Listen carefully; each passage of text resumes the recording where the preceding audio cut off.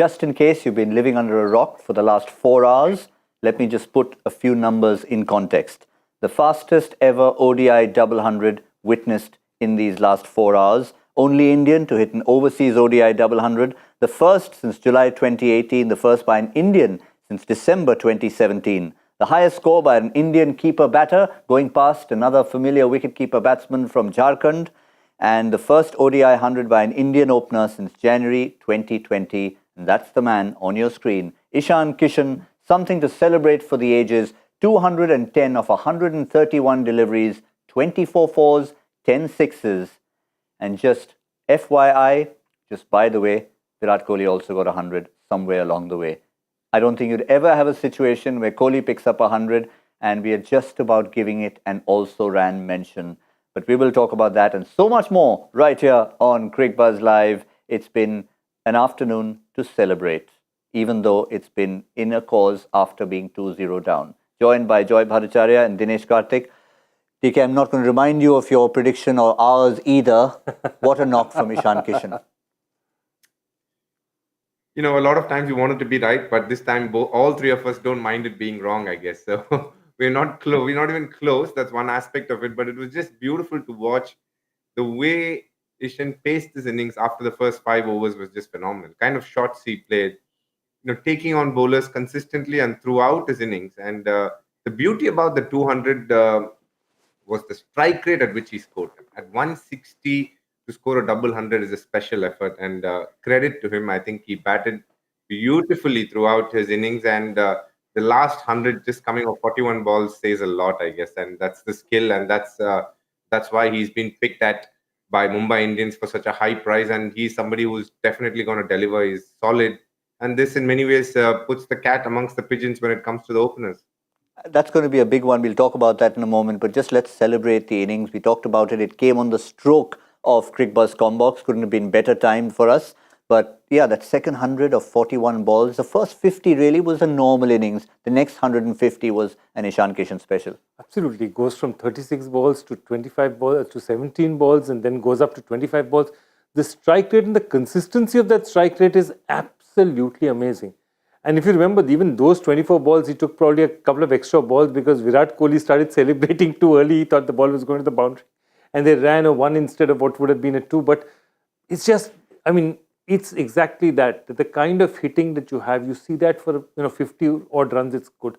He batted at a strike rate which is amazing for 150 runs. And that is amazing, to consistently keep hitting, not miss hitting, consistently miss the fielders. And it's not that he was dropped in the outfield 2-3 times and he managed to keep hitting consistently for 150 runs over 80, 90 odd balls. And that is something that you rarely see. And it's not the easiest of pitches. You saw batsmen come in after that. The only 2 batsmen who made the pitch look really easy were himself and, of course, Virat Kohli, who picked up from where he dropped off. But otherwise, it's not as if this was a featherbed of a pitch either. It was a decent pitch to bat on, but it's not a completely absolute flat track.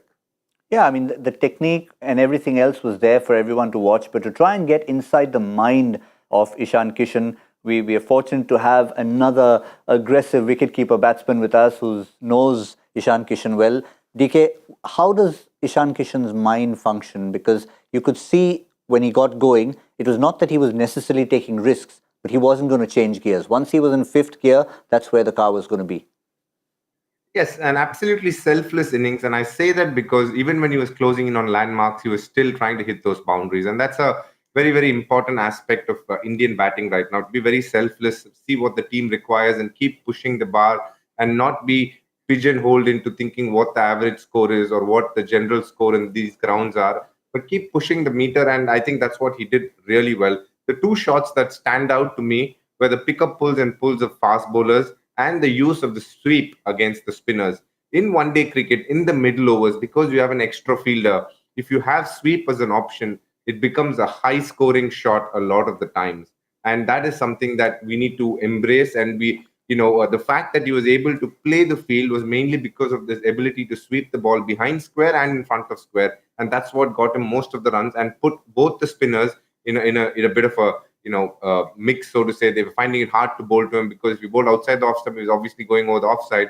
But the moment you came onto the stumps, he was able to hit you behind square and in front of square. And that was a really high-paying shot before he took on those 10 sixes as well.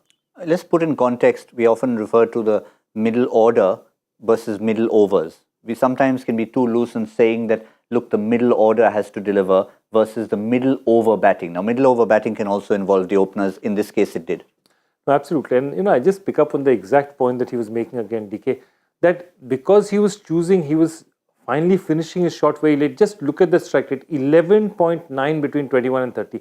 8.2 is good, but 11.9 between 21 and 30, those three, 11 to 20, 21, 30, 31 to 40 is frankly absolutely amazing. As a strike rate, it is unbelievable. I saw there were about, if you look at the overs in clumps, there were 9 overs in which 10 or more was scored. And then there was one 6-run over. So to 9 overs, you're scoring 10 and across in a 50-over game. These are staggering. This is staggering kind of batting. And it's a planned assault. What I was saying was, talking about the sweep and playing behind in front of square.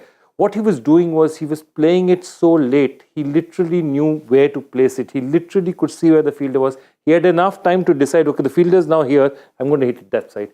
And so many times he's beaten the fielder out there. You cannot imagine. He did it consistently. Then the Nataraj shot, of course, we remember Kapil there for it. But this is a proper left-handed Nataraj shot, the single leg up shot. He was so good. He was absolutely amazing. And remember, his real first assault was through the offside. He started off by hitting them through off. Anything slightly wide of off, he started whacking it. That's where he got fixed. The fast bowlers, that's where he got into his rhythm.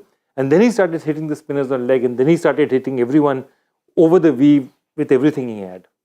And let's not underestimate the role of Virat Kohli. Before we even talk about 100 that he scored, the role that he played as a non-striker, DK. Ishan has talked about it at the end of the innings, saying that Virat calmed him down in the 90s. Virat told him, don't go for a landmark with a 6, get it with a single.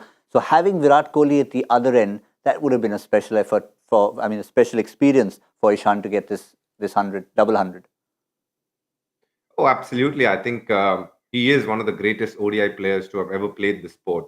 And to have him as your runner and as somebody who is your partner will obviously, in many ways infuse confidence and also help you with your game plan. Sometimes you can get carried away while playing shots.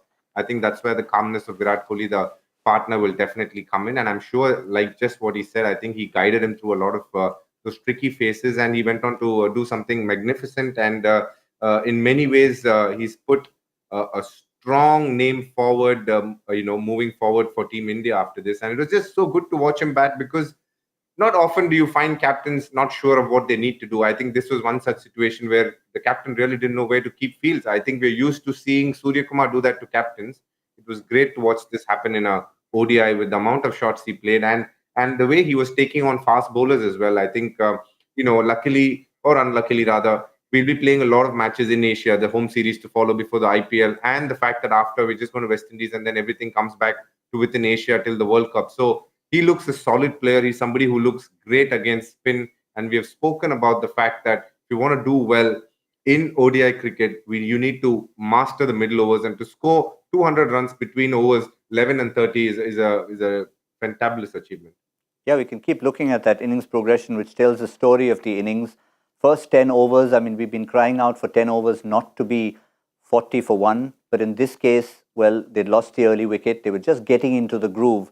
And because of what followed, that 45 for 1 doesn't matter anymore. Surya Kumar Yadav advised him to take that extra 30-minute net session. He listened to that advice. But I think more importantly, and we briefly mentioned it on Combox, he may not even have played this game. So when he got the opportunity from that injury to Rohit Sharma, who ironically is India's double 100 specialist in that sense. So one double 100 specialist replaced another. And he took that opportunity, possibly knowing that he may not get too many chances to show that I'm here. Absolutely. There's this thing which Brendan uses a lot, and he used to use even before, called we need to play desperate cricket. So he played that kind of cricket, knowing that this is my one chance. If I don't do it after this at the test matches, I may not get a chance against if the ODIs come back to India. Rohit's finger is fine. Everybody's going to go back to business as normal. I have this opportunity. But what he's done is, this is not just an average 100 and average 80. This is a career-changing innings, because this, the Indian selectors cannot ignore. They cannot have the team come back and say, okay, look, we've already got everything. It's set. Shikhar and Rohit are going to do it for India. That's it. This is an innings which is going to change that. They have to look at this and recognize this is what this boy is capable of doing. And I think that is not a bad thing at all for India, because what can happen then is, maybe if somebody like a Shikhar is feeling out of his comfort zone, maybe he also might play desperate cricket, may play that kind of cricket to be able to make his way back. And that's not a bad thing for India at all. Today, basically, Ishan Kishan played to say that consider me seriously for World Cup 23. He's staked his claim there. He's put his cards on the table. And I think that's a fantastic thing for India, because the other players now have to prove that. And also, to put it in context, yes, it's the first double hundred in overseas conditions. It may not be that different, but DK, in the context of the series, India have been on the wrong side of the result in the first two games. So you're really, in a sense, playing catch up. You're wanting to not let Bangladesh clean sweep the series. So there was something to play for. It was not a dead rubber, as we mentioned, in that sense. No, I mean, we've spoken about the fact that more than the results, I think pride is something that is very important to play for in life. And hence, this game was very, very important. It was great, the intent that they came with. Who are the three bowlers who have troubled India the most? I think Ibadat Hussain, Shakib Al Hasan and Mahedi Miraz. And all three got a tap today. Just the intent, just the kind of runs they were able to get off all three of them going close to 7 and 8. So that's what you want. When you get a set batter, you want them to bat long, but also with a certain intent and purpose where they throw the captain off their plans. And that was so good to watch. And if you do watch the scoreline keenly, even when the part-timers came on, they didn't let them be. They got 1 over of 14 of Afif Hussain and 1 over 11 of Mohammedullah. So they aren't allowing other bowlers to bowl. And that's how you want to be batting in ODI cricket, where you put pressure on the 6th and 7th bowler coming in saying, we're not going to let you go now easily.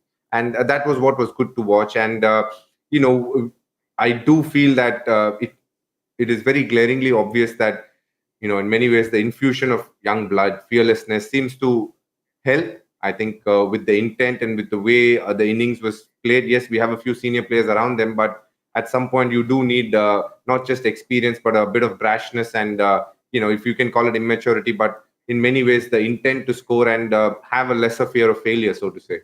And he was disappointed that with 15 overs still left in the innings, he wasn't afraid to say that, I could have gone for the 300.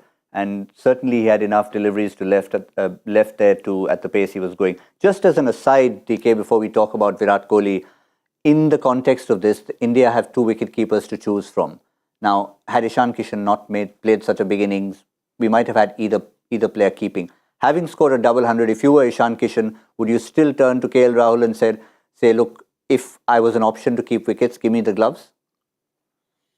No, I don't think that's right. Neither that's fair, because I think from the mindset of Team India, you could see that they're trying to get the best out of KL Rahul. Otherwise, KL Rahul would have opened last game and Rohit got injured. But they want him to bat at 5 and get more experience at 5.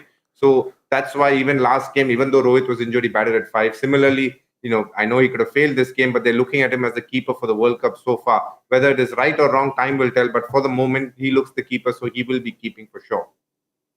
Yep. Well, as I said, we saw a 72nd international 100 for Virat Kohli, but probably out of all his 72, this would have been the one most overshadowed thanks to the man above him on the scorecard. 210 of 131. Virat Kohli himself didn't start great. He was dropped pretty much a sitter by Liton Das, and it looked a little scratchy to start with, but he really wanted to take his time, and he was able to thanks to Ishan Kishan. He was, but also, that's a sign of a great. He didn't get frustrated. He's not timing the ball at all. Ball's not coming. He's not timing it. He's looking scratchy. He's given a catch. He's been dropped. All that happens, but the ability that Virat Kohli and all great players have to play through bad form till you play yourself into form is fantastic. And he didn't panic. He knew that, okay, if I just stick around for a bit longer, the ball's going to go. And he started getting it. And even before Ishan gets out, Virat has already started scoring.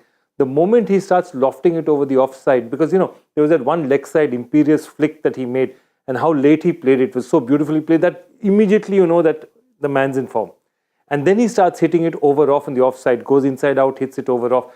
Then you know that this is the Virat Kohli that he is sublime. And it was a very controlled innings. It was not, complete mindless aggression. Controlled innings, picked his spots, picked his shots. And his run rate was in the 70s. If you remember, At the point when, India crossed 50, 60, his strike rate was 72, 73, 78. From there, he took it to 100. He got to a half century at less than 100 and reached his 100 in 85 balls, which is the same strike rate, DK, as Ishan Kishan's today. That's the class of the man. Form is what you feel on the given day.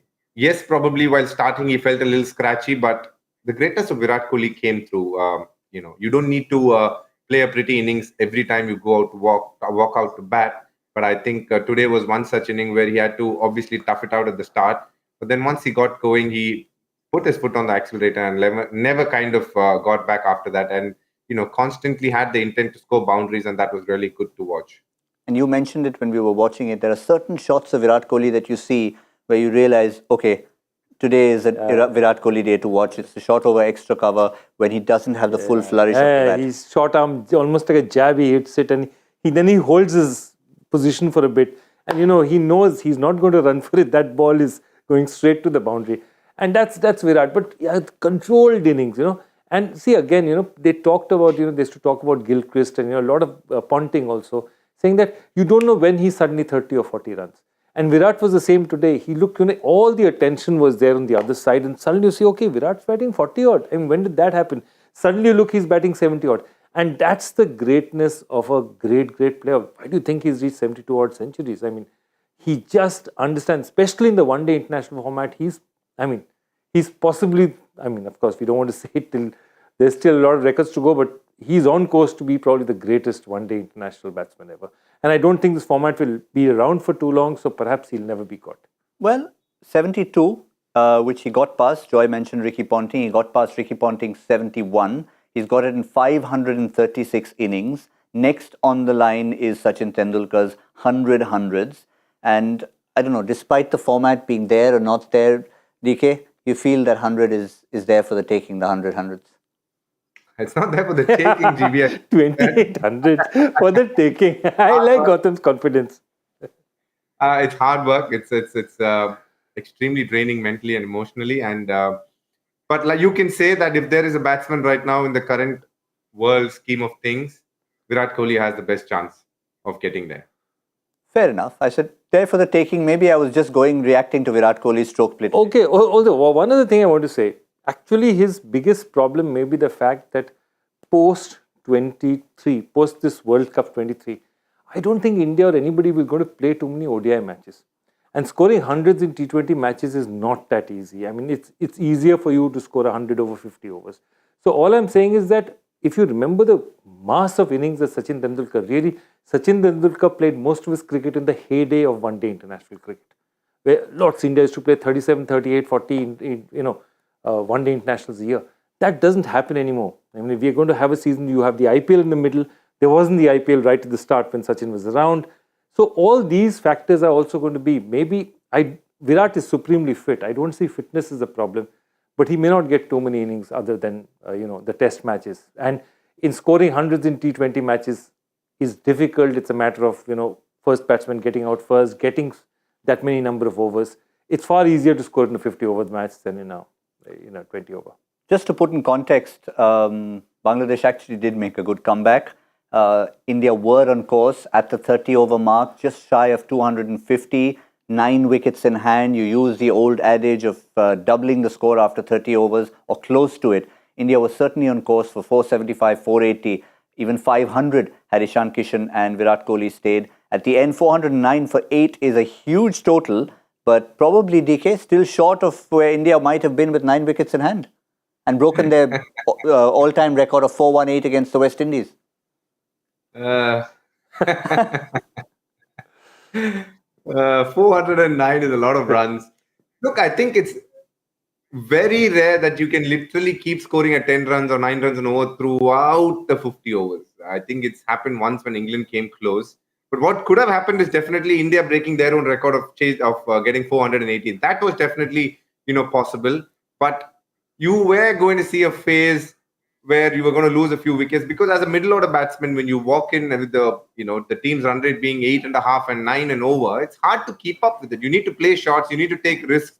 It's much easier for a set batsman to do it than for somebody coming in new. And that's where I think Bangladesh would really struggle today. And I don't see them scoring too much. And I say that because for every new batter, starting out is very hard. And straight away, when you're chasing 410, you need to be upwards of 8. It's not going to be easy. Every batsman who started took his time. Well, Bangladesh might not have the luxury to do that. And hence, it becomes something next to impossible for them to even get close to. Just try to put in context. We remember the NatWest final in 2002 when India were chasing 325. And that was an era when breaching 300 was considered a landmark in itself. And therefore, India appeared to have been batted out of that particular NatWest final. And when they got to that target, suddenly 300 looked like it was something achievable. Now, where do you put 400 in the context of modern cricket? India have got a 418. They've scored the 400 plus against Bermuda in 2007. Is that maybe almost the next 300 right now? Look, the only time it's been chased successfully is a match where a certain Jacques Kallis said they're 15 short, and for that 438. And that's probably one of the greatest matches ever in the history of the game, and chasing 438. This, my considered belief, maybe 400 would have been breached 30-40 times by now, about around 30-40 times by now. I think it's a chance, one in 100 times you do it. It's very difficult because the pressure on the batsman to start with, as DK was saying, you've got to hit from ball one.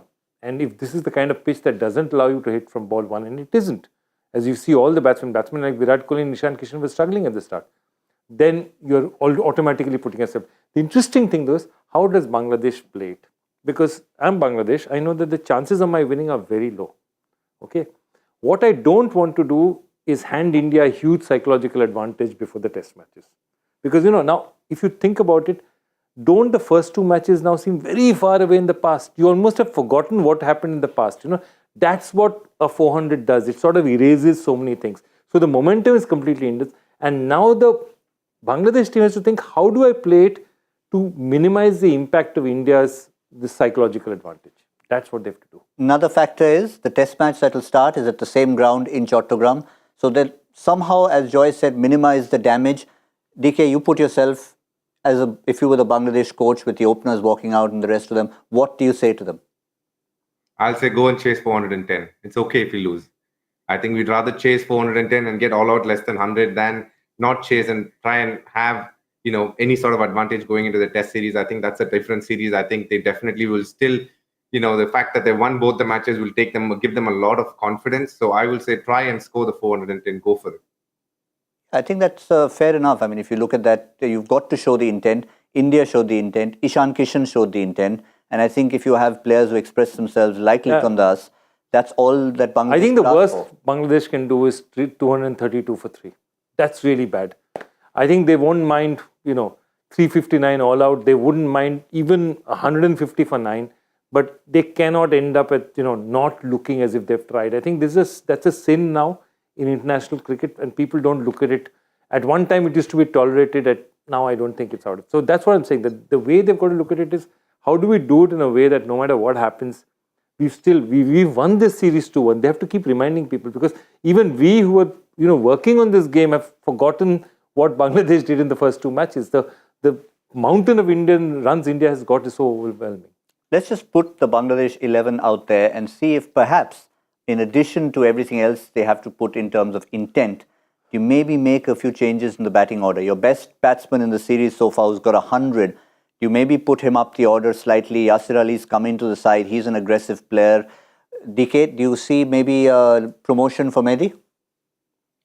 No, I personally don't think so. I feel that they will go with the batting order that we exactly see on screen, because I think their best batsman is Shakib Al Hasan. Him batting at 3 gives them the best chance if he gets going. One of them have to get a big 100, ideally 2. But if one of them gets a big 100 is when they have an iota of chance. So I will go with that. And Mehdi is far more effective, I think, towards the end of the inning, because he has the psychological edge over India for sure. In these last 2 games, he has come out all guns blazing and been a thorn in India's flesh. So I would like to see him closing out if ever he got the opportunity in this game.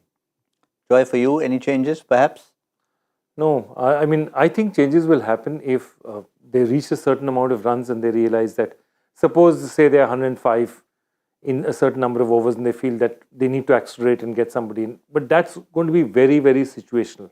And I think it will depend on how close they are or how fixed they are on their target.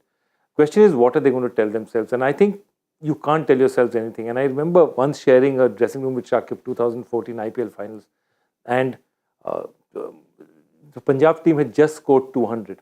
And Shakib said, "This is fantastic." And everyone turned and said, "Why are you saying this fantastic? They just got 200. He said, "Once they've got 200, we don't need to think. We have to just go there and bat. You've got to go there and bat and try and hit every ball. There's no tactics involved when you're chasing 200 in a T20 match or 400 in a 50-over match. There's no tactics involved. You try and hit everything you can." Let's finish by looking at the Indian bowlers. Certainly, they'd enjoy the fact that they've got a luxury of the cushion of runs, but we've got one name there in Kuldeep Yadav who's coming into the side who'll also enjoy the fact that he has a few runs to play with. So maybe he'll be able to be a little bit more adventurous, but enough bowling to choose from, DK. But I think from Kuldeep's perspective, would he have learned anything from India's batting effort? Yeah, I think the fact that in this inning, what they probably lacked a little bit was the speed with which they couldn't vary the ball. I think that was something they were found wanting, because every time a shot was played of them, they reacted to it rather than being proactive to it. I think Kuldeep is somebody who is not going to get more bounce. What he will rely on is a little bit of lateral movement from the pitch, which is there to an extent. And Kuldeep is at his best when the batsmen are going after him, which is what is going to happen today. Hence, we should see him picking up a few wickets for sure. Yeah, there you go. Kuldeep will enjoy that. And I think the other bowlers will too, because this is an opportunity to say that, okay, it's a tune-up, whether you're looking at for the test series or whether you're just saying this is an overwhelming margin that we want to reduce the harm or the hurt from the 2-0 series defeat. Yeah. They'll enjoy the fact that, wicket-taking opportunities increase when batsmen attack.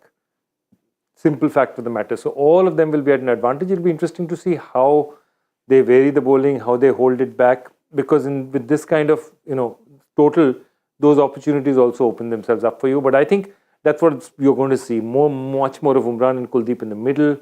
The fast bowlers up front, Shardul, somewhere in the middle and probably coming back towards the end. All right, prediction time. As I said, all of us were more than happy to have our predictions way off the mark. 99 runs to be exact from the higher end of the spectrum. That was Dinesh Karthik. But after that innings from Ishan Kishan, we are more than happy to say, well batted Ishan Kishan, we are okay, we are wrong. Bangladesh's effort in the power play, I know I jumped the gun in the last game and said, can we have your power play prediction, gentlemen? 15 over score. I'd taken my mind back 20 years when the power play was 15 overs. Well, it's 10 overs. So let's get a 10 over score for Bangladesh chasing this. Dinesh Karthik, you go first. 78. 10 over 78. They'd love to be at 78, and I think that's where they need to be. Joy, less than that? No, I would have gone around that also, but because I'm going to keep some separation. 70 for 3, because I think they're going to go and they're going to keep backing. So we'll probably get wickets as well. All right, 65 for me. 65, 70, 78. Wickets will fall, but they'll go aggressive, and it should promise to be an exciting brand of cricket. We've already seen entertainment from Ishan Kishan. We've seen a magnificent 100 from Virat Kohli. We've seen India put on over 400 runs in Chattogram.